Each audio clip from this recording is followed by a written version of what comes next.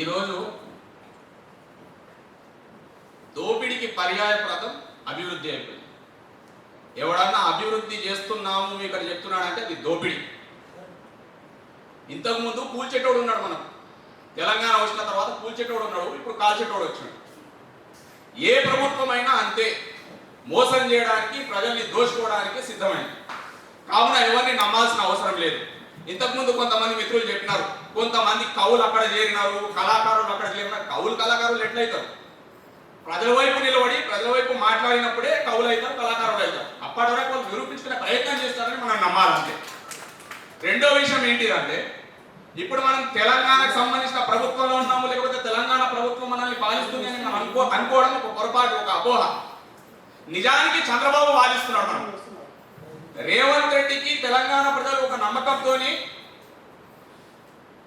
నాయకునిగా మిగిలే అవకాశం ఇచ్చినారు.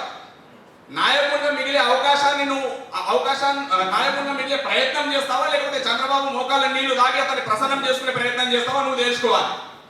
ఈ రోజు నువ్వు తెలంగాణకు ముఖ్యమంత్రిగా ఉండి నీకు సమయం దొరికినప్పుడల్లా, సందర్భం వచ్చినప్పుడల్లా, సందు దొరికినప్పుడల్లా తెలంగాణ చంద్రబాబుని పొగుడుతున్నావు. తెలంగాణ ఉద్యమకారుల్ని, తెలంగాణ పేదల్ని, తెలంగాణ దళితుల్ని, ఎంతో మందిని కొట్టబెట్టుకున్నాడు చంద్రబాబు. ఈరోజు హెచ్యుకు సంబంధించిన సమస్య వచ్చింది అంటే, విద్యార్థులు కొట్లాడుతున్నారంటే మళ్ళీ మనం ఒక సమస్య నెత్తి మీద వేసుకున్నామంటే దానికి కారణం ఎవరు? మూలపురుషుడు చంద్రబాబు గారా? ఈ రోజు రాజశేఖర రెడ్డి కూడా వాపసు తీసుకున్నాడు భూములు అంటే ఆయన సొంత వ్యవహారం కావచ్చు, ఆయన మెచ్చుకోవాల్సిన అవసరం లేదు. చంద్రబాబు ఈ రోజు ఈ పొట్టి రేవంత్ రెడ్డి కొట్టడు గట్టడు అంటారు, కానీ రేవంత్ రెడ్డిని ఆదర్శిస్తున్నారు కాబట్టి ఆ చంద్రబాబు ఆదేశాలు అమలు చేయడానికి ఇంకా భూములకు సంబంధించిన వ్యవహారం నడుస్తుంది. అయితే ఈ విషయంలో ఒక మాట చెప్తాను. ఇక్కడ మ్యానిపులేట్ చేయడానికి, ఉన్న మ్యాటర్ని ఫ్యాబ్రికేట్ చేయడానికి ఒక దినపత్రికలో, ఎల్లో మీడియా దినపత్రికలో 3 రోజులు వార్తలు వచ్చినాయి. మనం దాన్ని గమనించాలి. చాలా సైకలాజికల్ డిస్టర్బెన్స్. వాడు ఏం రాస్తాడు ఆ పత్రికలో అంటే, క్యాంబ్రిడ్జ్ యూనివర్సిటీకి 200 ఎకరాలే ఉందంట, అక్కడ సౌదీ అరేబియా యూనివర్సిటీకి 30 ఎకరాలేనంట, అక్కడ ఢిల్లీలో ఉన్న యూనివర్సిటీకి 49 ఎకరాలేనంట. అంటే ఏం చెప్తున్నావు నువ్వు? ఇంత అవసరమా భూమి ఇక్కడ యూనివర్సిటీ అంటే? ఎవరిని నువ్వు అంటే ఉద్యమాలు చేస్తున్నావు, కామ్ వెళ్ళిపోవాలి. ఎంత సైకిల్ అంటే ఇక్కడ మధ్యలో ఎల్లో మీడియా ఉంటుంది, అక్కడ చంద్రబాబు ఉంటాడు, ఇక్కడ రేవంత్ రెడ్డి ఉంటాడు. నిజంగా రాహుల్ గాంధీకి సొయ్యి ఉంటే, కాంగ్రెస్ వాళ్ళకి సొయ్యి ఉంటే వాడిని గద్దె దింపాలి. లేకపోతే తెలంగాణ ఆత్మగౌరవాన్ని తీసుకొని చంద్రబాబు దగ్గర తాకట్టు పెడుతున్నావు. సిగ్గుచనం ఉంటే చంద్రబాబుని ఇక్కడ రప్పి నువ్వు నీ గురువు అంటున్నావు కాబట్టి ముక్కు నెల కలిపి అప్పుడు నేను నమ్ముతాం మేము. అయితే కోకాపేటకు సంబంధించిన 2 కాలేజీలకు సంబంధించి 2 విషయాలు బయటకు వస్తున్నాయి. అక్కడ 2 పాత కాలేజీలు ఉన్నాయి, పెద్ద కాలేజీలు ఉన్నాయి, అవి సొసైటీ కింద ఉన్నాయి. వాటికి సంబంధించిన భూములు కూడా అమ్ముకోవడానికి ఆ కాలేజీకి సంబంధించిన సొసైటీలో భాగమైన కొంతమంది ప్రైవేట్ వ్యక్తులు ప్రయత్నిస్తున్నారు. దీన్ని కూడా మనం గమనించాలి. విద్యా వ్యవస్థ పేరుతో వ్యాపారం చేసుకునే ప్రయత్నం చేస్తుంది ప్రభుత్వం. దానిపైన స్పందించాలి. ఇక్కడ ప్రభుత్వం ఏం చేస్తుంది అంటే, ఎక్కడ పడితే అక్కడ భూములు అమ్మే ప్రయత్నం చేస్తుంది. భూములు అమ్మడం అంటే ప్రజలకు సంబంధించిన భూములు ప్రైవేట్ వ్యక్తులకు తాకట్టు పెట్టడం. ప్రైవేట్ వ్యక్తులకు తాకట్టు పెట్టడం అంటే రాష్ట్రం మొత్తాన్ని నువ్వు అమ్మేస్తున్నావు అనంటే లెక్క గుర్తుపెట్టావు. ప్రభుత్వం చేతిలో ఏం లేనప్పుడు, ప్రభుత్వం చేతిలో భూమి లేనప్పుడు, ప్రజల చేతిలో లేదనంటే కదా ప్రైవేట్ వ్యక్తుల చేతిలో వెళ్ళిపోయినప్పుడు. దీన్ని మనం గమనించాలి. ఈ రోజు ప్రజల్ని వంచడం, భూములు బలవంతంగా లాక్కోవడం, దోపిడీ చేయడము, కార్పొరేట్ విద్యా సంస్థలకు లేదా కార్పొరేట్ శక్తులకు వత్తాసు పలకడం అభివృద్ధి అయిపోయింది. దాన్ని మనం అభివృద్ధి పేరుతో మనం చప్పట్లు కొడుతున్నాం అంటే మనకు సోయి లేదన్నట్టే లెక్క. ఇంకోటి గుర్తుంచుకోవాలి మిత్రులారా, తెలంగాణ ఉద్యమం అన్నది నీళ్లు, నిధులు, నియామకాలకు జరిగింది అని కూడా పొరపాటు.